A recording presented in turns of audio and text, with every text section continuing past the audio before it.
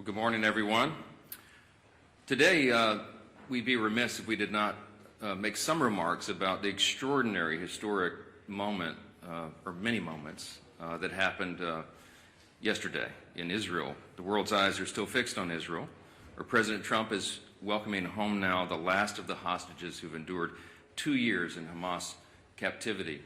I thought it was remarkable. I saw a video last night of one of the released hostages who made the point that as soon as the election was held in November in the United States, Hamas began to treat him and his fellow hostages much better.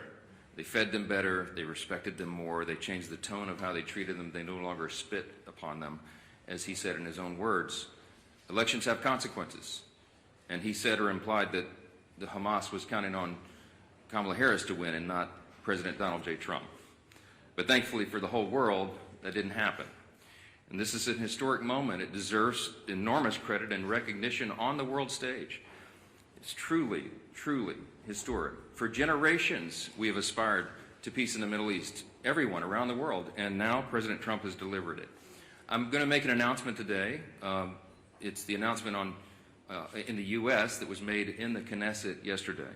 I'm proud to tell you that together with my friend Speaker Ohana of the Israeli Knesset, the equivalent of our Congress, we're going to embark upon a project together to rally speakers and presidents of parliaments around the world so that we will jointly nominate President Donald J. Trump for next year's Nobel Peace Prize. No one has ever deserved that prize more, and that is an objective fact. As Speaker Ohana said before the Knesset yesterday, quote, "Whoever saves one life, it is though he has saved an entire world." That's what some of the rabbis there would say, some of the sages he noted would say. It's an indisputable fact that no president has undertaken the work of saving lives and pursuing peace with such determination and with such remarkable success as President Trump. And under his leadership, we are witnessing the dawn of a new golden age, not just for America, but for the entire free world. The world is changed by these actions and strong leadership. American strength is good for free people around the world, as we say always, and peace through strength is maintained. There will be more to share on this in the weeks ahead, but today marks the start of this effort that we'll embark upon together, this joint parliamentary project, and I'm honored to do it alongside our ally and my counterpart in Israel in leading that effort. Welcome to day 14 of the Democrat government shutdown. It's 2 weeks of Democrats in Congress inflicting untold pain on the American people for nothing other than pure politics, as we've explained at this podium every day of the shutdown. Today, Senate Democrats will have their 8th chance to end this mess by passing our clean, nonpartisan continuing resolution, the government funding bill that would end all of this immediately. Over 3 weeks ago, the House passed that bill, and you all know the details of it. It is completely clean. There are no policy changes, no partisan riders, no gimmicks or tricks at all. All it does is keep the lights on at the current funding levels for a few extra weeks while we complete the normal appropriations process. Now compare that to the Democrats' counterproposal. They're demanding $1.5 trillion in new spending paid for by American taxpayers. And I want you to be specific. I want us to be specific. I want you to know what that counterproposal includes, because we've not yet gone into all the details of it, because it's large and very absurd.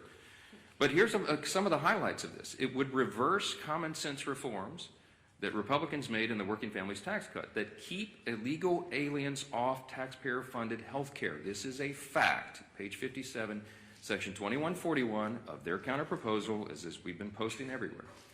And it would, they would add the illegal aliens, non-citizens, back to taxpayer-funded benefits. It would cost taxpayers nearly $200 billion. They would also remove a very reasonable and modest work requirement that we put on able-bodied young men with no dependents. As we've said, they should not be riding the wagon and taking Medicaid. That is intended for vulnerable populations, the elderly, disabled, and young pregnant women, for example, and not young able-bodied men without dependents who are playing video games. We put that into the law because it's common sense. Their counterproposal would reverse that. So taxpayers would be funding them again. They would make in their counterproposal permanent COVID-era Obamacare subsidies without any income caps or any other reforms at all. They would make that permanent. That would cost taxpayers an estimated $358 billion. They would take away the $50 billion that we put into the law to support rural hospitals. They would remove that. And they would send $500 million to liberal news outlets by refunding the Corporation for Public Broadcasting. It would also restore up to $5 billion of American taxpayer funds for wasteful spending for international projects. Here's a couple of examples. This is in their legislation, their counterproposal on the CR to keep the lights open. This is what they want to do. They want to spend $24.6 million of your hard-earned dollars as a taxpayer for climate resilience in Honduras. They want to spend $13.4 million for civic engagement in Zimbabwe. They want to send $3.9 million for LGBTQI+ democracy grants in the Western Balkans. They want to spend $2.9 million of your dollars for desert locust risk reduction in the Horn of Africa. And $2 million for, quote, organizing for feminist democratic principles in Africa. We are not doing that. These are unserious proposals from unserious people, and they are playing games while real Americans are being harmed adversely by the shutdown. Yesterday, I read you an excerpt from President Obama's speech during the 2013 shutdown when he advocated for a clean CR to reopen the government and resume negotiations. It sounded very familiar. Democrats cheered him on back then, including Chuck Schumer. He himself said some Republicans' refusal to support a clean CR back then was, quote, the politics of idiocy. Take him at his word. So yesterday we decided to do a little count of the number of times that Chuck Schumer has supported continuing resolutions just since he became the leader of the Democrats in the Senate in 2017. That number came out to 29 out of 30 continuing resolutions. That's how many times he wholeheartedly, enthusiastically supported CRs enacted into law. That's a 97% support rate. What's changed? Well, this time his job is on the line. And we've explained this very clearly because everybody can see the obvious political motivation here behind his decision to shut the government down right now. He helped us avert a shutdown in March by doing the right thing and supporting virtually the identically same continuing CR that we're offering today. And his radical base went crazy, and they haven't forgiven him for it. That's why Chuck Schumer is opposed to it today. That's what changed. It's very obvious. This government shutdown is plainly and simply an exercise in image rehabilitation. This is an attempt at image rehabilitation for Chuck Schumer. So selfishly, completely about himself, he is shutting the government down to hurt other people. He needs to show a fight against President Trump so he can keep his left base happy through the next election cycle. How do we know that? Well, his record shows the obvious truth about it. Again, look at the numbers. Chuck Schumer supported CRs to help avert a government shutdown 29 out of 30 times as leader of his party. And he emphatically supported every single CR enacted into law since 2017, except for one. And of course, you won't have to do much research to figure out who was in the White House during that time. If you said Donald Trump, you'd be right. And it doesn't take a genius to see that's exactly the same reason why he's doing this causing these antics today.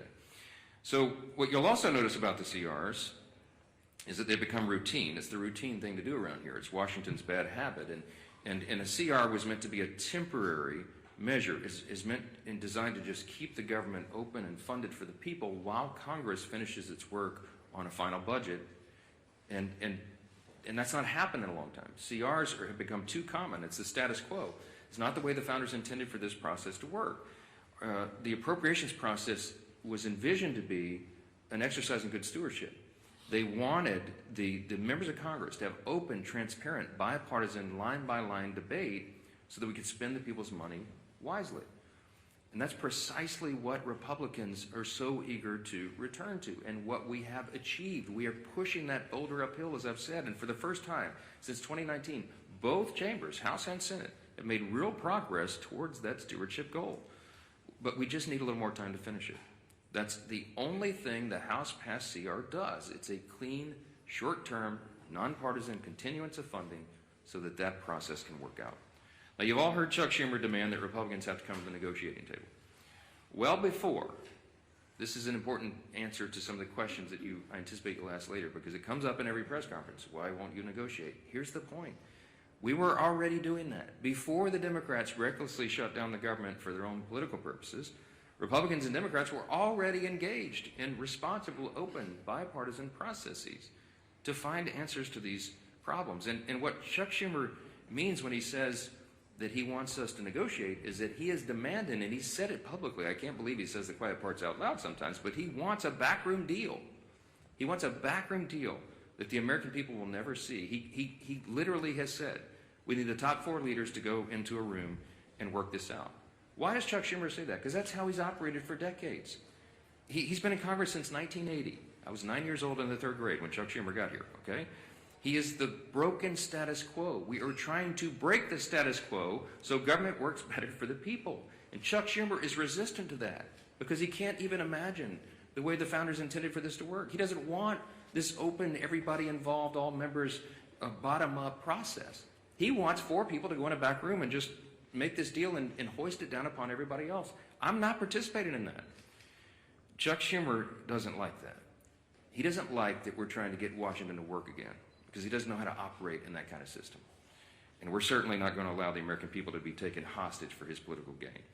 I'm going to hand it off first here to the indomitable Dr. Virginia Fox. She is the chairwoman of our House Rules Committee. We call her the Iron Lady of the House. I know she has a lot to say about Democrats' obstruction. She's going to lay out some of the indisputable facts of this government shutdown. Dr. Fox? Thank you, Mr. Speaker. Thanks for your continued work in calling attention to the facts. You remain consistent and concise in explaining to the American people that the Democrats have shut down the government. And thank you to the members of our leadership team and members of the entire conference who've been equally as vocal and engaged. I've listened to the arguments that Democrats have been making since they shut down the government, and I cannot help but shake my head in utter disgust every time. They continue to lie like a rug. They're trying desperately to change the conversation and deflect because they know they're in the wrong and they've dug themselves into a deep, deep hole. We've now entered day 14 of their government shutdown, and as the days go on, more Americans are feeling the pain. Make no mistake about it, this is real pain being inflicted upon real people. Today, 400,000 federal workers will receive partial paychecks. The Speaker called attention to this last week. This will be the last paycheck that these federal workers receive until Democrats grow a spine and reopen the federal government. Meanwhile, you have Chuck Schumer in the Senate who said in a recent interview, quote, "Every day gets better for us," end quote. His statement is as callous as it is tone deaf, and it reveals to everyone how the Democrats continue to use hardworking Americans as pawns in their own grotesque political game. I'll close with a quick observation. As the Speaker said previously, there's a real split screen here in Washington that the American people are watching. While Republicans are the ones who have voted and are continuing to vote to reopen the government, Democrats have treated their own shutdown as one big attention-getting activity. They've taken shutdown selfies, posted weird videos of themselves doing everything except working, and they even hosted a live stream that failed to gain any traction whatsoever. How embarrassing. These are not serious people. They continue to play a dangerous game with the livelihoods of Americans. And contrary to what Democrats believe, every day of this shutdown does not get any better for the American people. That's a stone cold fact. Thank you, Mr. Speaker. Thank you. Well, thank you, Chair Fox. And as the Speaker talked about, a lot of people say, why have the Democrats continued this charade of shutting down the government and inflicting pain, real pain, on millions of families across America. And the Speaker laid it out real clear. Chuck Schumer filed an alternative bill weeks ago of his list of demands, literally a list of demands that he said have to be met before he releases the American people from this torrential pain he's inflicting. And it includes $1.5 trillion of new spending on far-left wish lists. Things like, yes, taxpayer-funded health care for illegals. It's in Chuck Schumer's bill. He guts rural hospitals, all as part of his demand to open up the government. It's not only not serious, it's also destructive. It's something that would actually hurt this country. And why?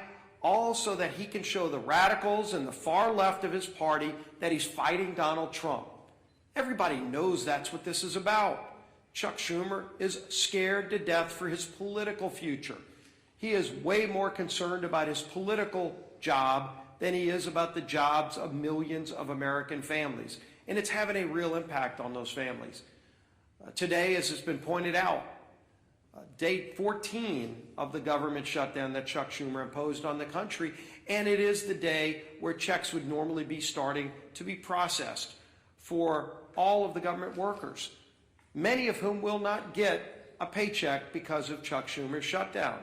You're already starting to see flight delays, families trying to go visit a relative, maybe go see one of their family members get married, or go on a family vacation. They're not able to do that because of Chuck Schumer's shutdown. Our men and women in uniform at risk of losing their pay. And I will credit Donald Trump for a lot of things, but if you look, President Trump has not sat by and just waited for Chuck Schumer to get over his tantrum. President Trump has continued to do his job for the American people. And thank God, because the world is a safer place with President Trump at the helm. We saw that yesterday.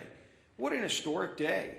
And again, a real contrast to the temper tantrum that Chuck Schumer's having to appease the most radical elements of the far left base here in America. President Trump traveled to Israel, traveled to Egypt to sign historic peace accords, to oversee the release of hostages. Finally, all of the living hostages returned home to their loved ones after more than 2 years since the October 7th attack by Hamas.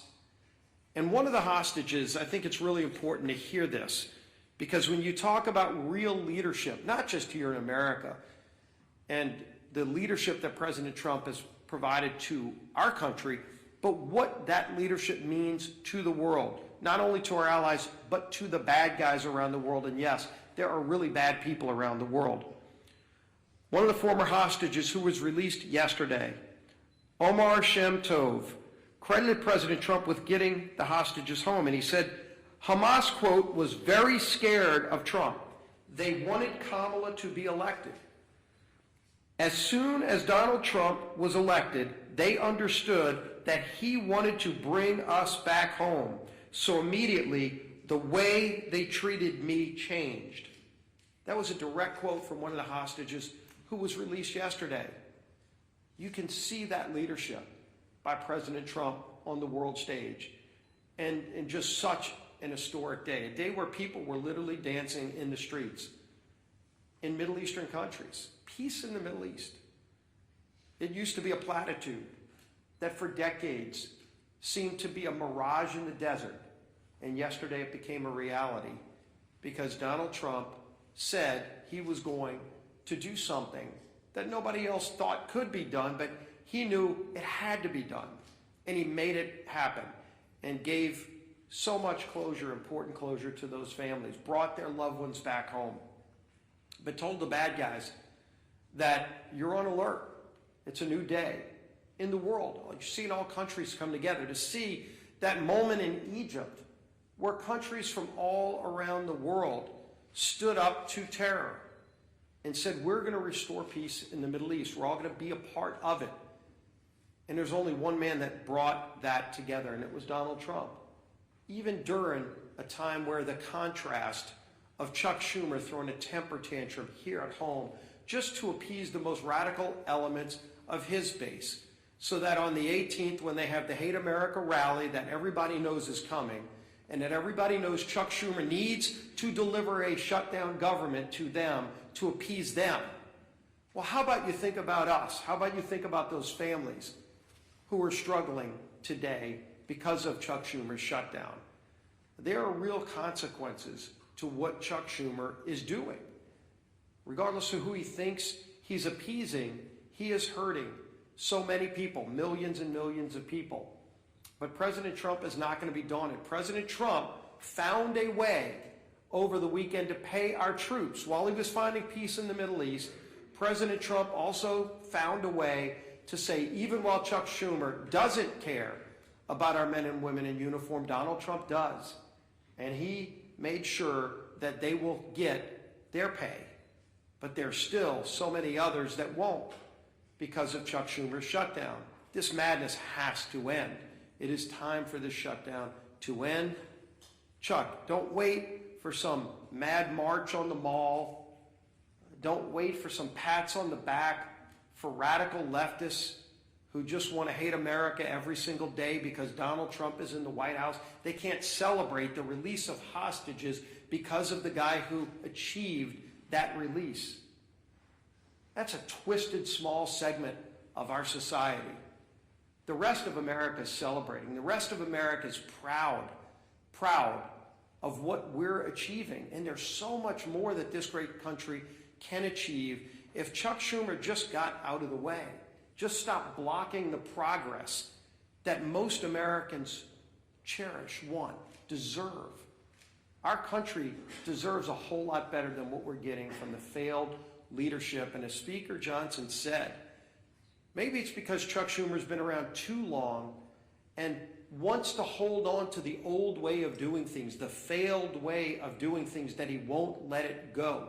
He won't allow a new, more transparent process for running the United States government. That you're seeing this leadership team, this president, delivering every single day. Chuck Schumer wants to hold on to the past, but the future is calling, and we're going to deliver. With that, let's bring up our whip.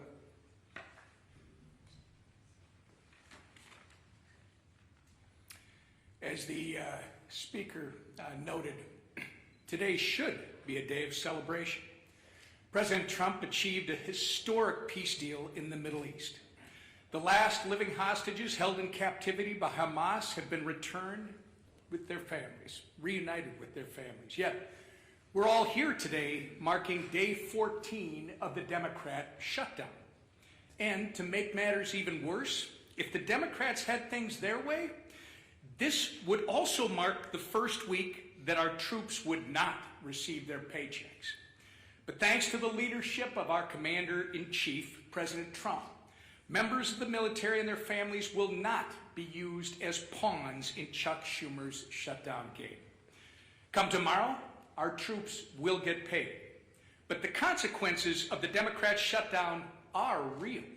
And unfortunately, they're only just getting started. OMB has already been forced to lay off its first round of federal workers. It doesn't have to be this way.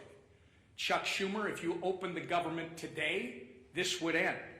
If the Democrat shutdown continues, though, more Americans won't see a paycheck at the end of this month. Benefits like SNAP will be put at risk. Airports will be flooded with flight cancellations and delays amid the busiest time to travel all year. And the list goes on and on. Why? Because Chuck Schumer and the Democrats would rather cater to the pro-terrorist wing of their party than to reopen our government. We've said it from this podium, it feels like 1,000,000 times, and we'll say it again. Republicans have done our job. We have a nonpartisan clean CR ready in the Senate to be sent to President Trump's desk immediately, tonight, if they will pass it. We only need 5 Senate Democrats to break ranks with Chuck Schumer, vote for the same CR that they supported just 6 months ago, and reopen the government for the people they were elected to serve. But they have refused to do so 7 times and counting. And each time that they do, hardworking Americans are forced to pay the price. Our message to Senate Democrats today is the same message we've been saying since September 19th. Stop the political games, pass our clean CR, and reopen the government today. With that, I turn it over to our conference chair, Lisa McClain. Well, good morning, everybody. Thank you for being here. And like my leadership team behind me said, it is a glorious day. Think of what happened yesterday. Just imagine for one moment you are a family member of one of the 20 hostages that were released. I mean, think of how that had to make you feel. We all watched it on TV, right? Joy, exuberation. I mean, there were tears of joy. There was relief. There was peace. And that was done because of our president, Donald Trump, put politics aside and said, I am going to stand up for the people. And he brought peace in the Middle East. He talked about it, yes, but yesterday he did it. And actions speak louder than words. He said enough of the political games, and I'm actually going to do what's right. Now compare and contrast that to what's going on today. Chuck Schumer and the Democrats are putting politics over people. So instead of it being a joyous day that we celebrate, here we are in another government shutdown, 14 days in the making. And why? Just ask yourself why. It's clean, no gimmicks. It's absolutely clean. The speaker, the leader, the whip, we all said no gimmicks. Let's not use the American people as a pawn. Let's do what's right. Let's do something different and actually fund the government in the right way. What a concept. And Democrats, my goodness gracious, they absolutely do not want that to happen. Like the speaker said, Chuck Schumer wants all four leaders to get behind the scenes and make a deal. We're not going to do that. That's not how government is supposed to work. And I know I sound like a broken record, but the way to end this shutdown is really, really simple. Pass the bipartisan clean funding bill that the House approved weeks ago. The Republicans voted to keep the government open. Call your Democratic senators. They're voting to keep it shut, not us. So when you ask what negotiation, there's nothing to negotiate. We already passed. We said yes, right? Democrats won't do it. They'd rather please their radical base than put America first. Listen, I'm grateful to President Trump for finding a way to keep milk flowing to moms and babies through the WIC and paychecks going to our troops. Yes, I'm happy, but that's not going to last forever, right? So there again, he's even putting people over politics. I mean, come on. But let's be clear. These emergency measures can't fully fix the Democrats' damage. He can try, but at some point in time, they're going to end. Sadly, as Americans suffer, Democrats, what do? They celebrate. As workers worry about their paycheck, Bernie Sanders worries about his leverage. As TSA agents and air traffic controllers show up without pay, Democrats brag they won't budge until planes fall out of the sky. Really? Really? Seriously. That's the Democrats' motto. I'm not budging till planes fall out of the sky. I'm going to teach you women, you women and children and everybody a lesson. Really? Really? As Chuck Schumer says, it's getting better every day. For who, Chuck? Better for who? For the radicals cheering on the chaos? That's who. The radicals. The leaders openly admit it. Listen, the head of the insane indivisible literally said, and I quote, "Millions will be out cheering you on, or they'll be calling for new leadership." Really? I thought they were supposed to lead for the American people. Democrats, I ask you to stop listening to people who are cheering on this mayhem. Just stop all the political games and pass the House bill. Free the American people from being held hostage by your radical base. Thank you, Madam Chair. Yeah, Manu. You've been doing this every single day, coming up here trying to pressure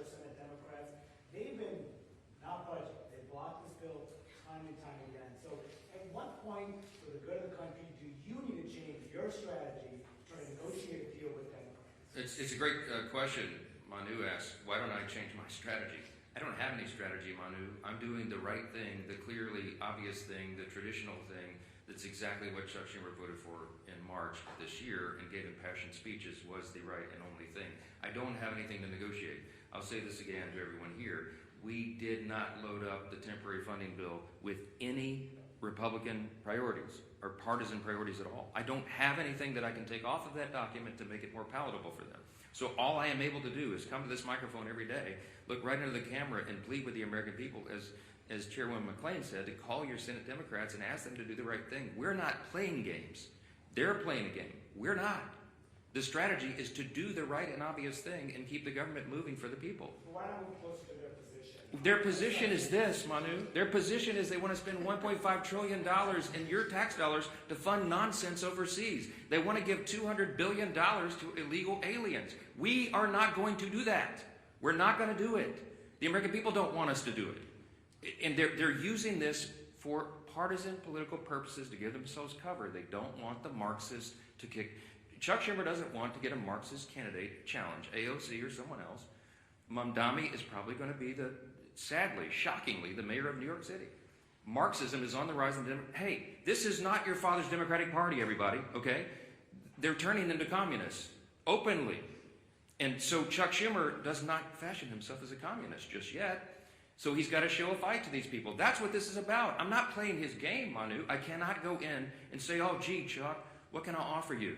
You know what? Maybe we'll just send $10 billion overseas to LGBTQ plus, initiatives in, the Horn of Africa or Malaysia or wherever you want to do that. No, we're not wasting taxpayers' dollars. Chad. Mr. Speaker, good morning. Thank you. You said last week that you would swear in Adelita Grijalva whenever she wants. She's written a letter to your office. You've not sworn her in. I understand about pro forma sessions. Yes. Doesn't your resistance to not swear her in add fuel to the fire that this is about the Epstein files? No. Let's talk about Grijalva and Epstein. Okay. Once more for everybody. Everybody in Congress, I think, is for maximum transparency of the Epstein files. That is underway right now. Let me point out before I go further, all of the files were in the possession of the Biden-Harris Department of Justice for 4 years. Every single thing that we're talking about right now was in their sole possession. They could have released it. They could have done anything. Ro Khanna, all the Democrats who are jumping up and down making noise about this, didn't say a peep about it for 4 years. I don't know why, but this is another partisan manufactured thing. Is it a serious problem? Yes. I've sat with the victims.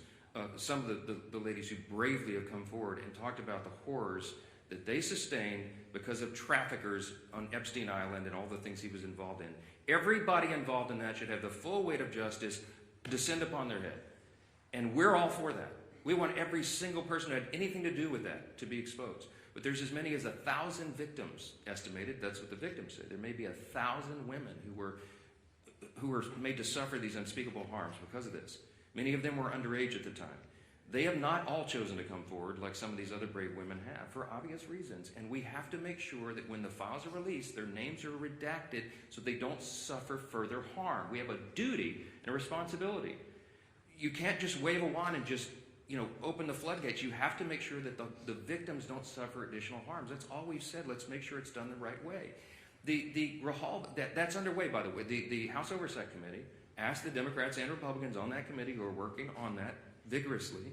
As I said, some of the biggest, bulldogs in Congress are on that committee, and they're all joined together in a bipartisan fashion, digging through and releasing documents. 34,000 documents so far, and more on the way. In fact, as I noted a couple of days ago, the attorneys for the House Oversight Committee during the shutdown are still doing work. They were in New York City combing through the Epstein estate files. By the way, that was never even mentioned or anticipated in the discharge petition, for those of you who are following all the details of this. So more is coming out. We're for all of it coming out as soon as possible.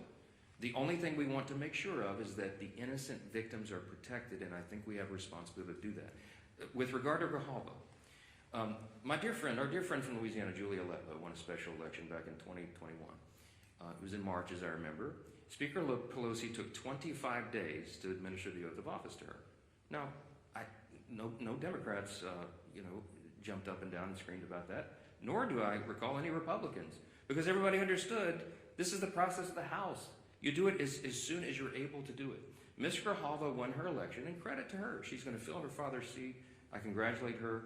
We're happy for her to serve. I'm going to be happy to administer the oath to her as I am to every member who wins who is duly elected to this body.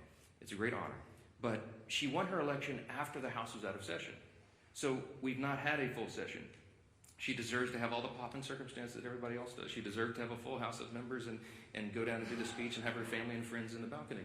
That hasn't been scheduled because we haven't had that session yet. As soon as Chuck Schumer opens the government, as soon as Mark Kelly and Senator Gallegos, the two senators from Arizona, Ms. Grijalva's state, will go and join with 3 others and open the government, we're happy. We'll have that as soon as we get back to business. But we have to get back to business. They have to open the government. I don't know how else I can answer that question. Yes, sir. Ahead of some of the planned protest activity this weekend, and in light of some of the images we've seen out of Chicago of federal agents shooting faith leaders with pepper balls and arresting journalists, where's the limit for you on what's acceptable conduct for federal law enforcement, and when is it incumbent on Congress to step up and demand oversight? To demand oversight on federal law enforcement? Well, I've not seen them cross the line yet, and that we have committees that are jurisdiction who have that responsibility, but it's not risen to that level. What I've seen is the abuse of law enforcement by radical leftist activists. Most recently, the most threatening thing I've seen yet was the naked bicyclers in Portland who were protesting ICE down there. I mean, it's getting really ugly. They have attacked, physically assaulted officers. People have been arrested. Okay, this is serious business, and ICE and the valiant, brave, patriotic Americans who step up to serve in these dangerous law enforcement positions deserve our respect and our support. And any elected member of this body should be vocally supporting law enforcement. You're supposed to be on the side of the good, not the crazy radicals. I was a First Amendment lawyer. I understand. I was a religious liberty defense lawyer. I understand free speech. We vigorously protect the right to free speech, but you cannot assault law enforcement officers. And there is a line that has to be maintained. It's not risen to the level of Congress yet, but we're watching that closely. And the Republican Party stands for law enforcement. That's what we're going to be. Yes, sir. Yes, sir. What would you say to those who question the legality of the administration repurposing some of those funds to pay military members? Look, my understanding of this is they have every right to move the funds around, duly appropriated dollars from Congress to the Department of Defense. There were some R&D accounts that had not been spent, and that's my understanding is that's the money that's being used to pay the troops right now. If the Democrats want to go to court and challenge troops being paid, bring it, okay? I'm grateful for a commander-in-chief who understands the priorities of the country, the necessity of national defense, and the urgency that we all feel and have voted for 8 times. Republicans have voted in Congress 8 times now between House and Senate to fund the troops and pay federal workers in all these essential jobs and agencies because we understand the necessity of that. Meanwhile, the Democrats voted 8 times to block their paychecks. I'm grateful we have a president who is willing to step up and do the right thing. Thank you all so much.